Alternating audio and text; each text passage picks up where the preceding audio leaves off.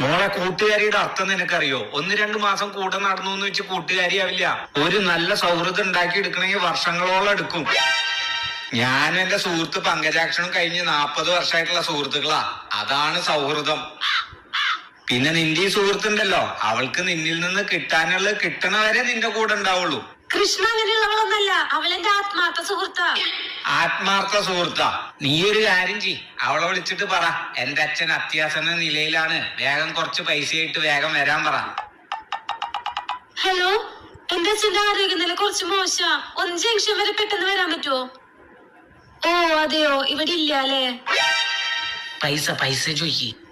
അന്ന ചികിത്സക്ക് കുറച്ച് പൈസ അയച്ചു തരാൻ പറ്റുമോ? ഓ പറ്റില്ല അല്ലേ? ഇത്ര ഉള്ളൂ നിന്റെ ആത്മാർത്ഥ സുഹൃത്ത്. ഫോൺ കാണിക്ക്. ഇനി മേലാൽ എന്റെ മോളുടെ കൂടെ നടന്ന